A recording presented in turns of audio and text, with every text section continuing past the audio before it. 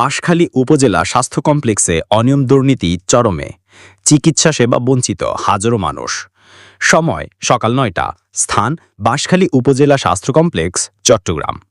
সকাল ৯টায় জরুরি চিকিৎসা নিতে গিয়ে দেখা যায় এমার্জেন্সি ফাঁকা, ডাক্তার ঘুমিয়ে নিজ কক্ষে, ডাকাডাকি করলে উল্টো রোগীকেই বকাঝকা।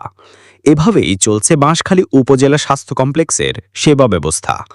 সরকারি বিধি অনুযায়ী শুক্রবার ও ছুটি ছাড়া প্রতিদিন সকাল ৮টা ৩০ থেকে ২:৩০ পর্যন্ত চিকিৎসা সেবা দেওয়ার কথা থাকলেও বাস্তব চিত্র সম্পূর্ণ উল্টো। অধিকাংশ ডাক্তার সকাল ৯টার আগে আসেন না, আবার দুপুর ১টার মধ্যেই হাসপাতাল ছেড়ে যান।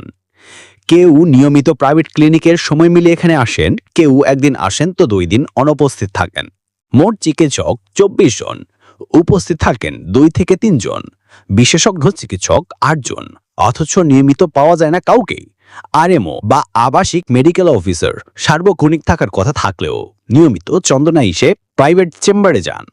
পরিচ্ছন্নতা নাজুক, দুর্গন্ধময় ওয়ার্ড, অস্বাস্থ্যকর টয়লেট। ডেঙ্গু রোগীর সংখ্যা বাড়ছে, অথচ হাসপাতালের পরিবেশ দেখলে মনে হয় যেন ডেঙ্গু উৎপাদনে কারখানা।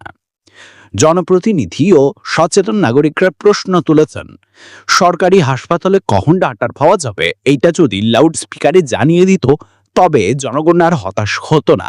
মূল ব্যর্থ বাঁশখালী উপজেলা স্বাস্থ্য কমপ্লেক্সের অনিয়মে যেন নিয়মে, অবহেলা, দায়িত্বহীনতা ও দুর্নীতির কারণে চিকিৎসা সেবা থেকে প্রতিনিয়ত বঞ্চিত হচ্ছেন সাধারণ মানুষ।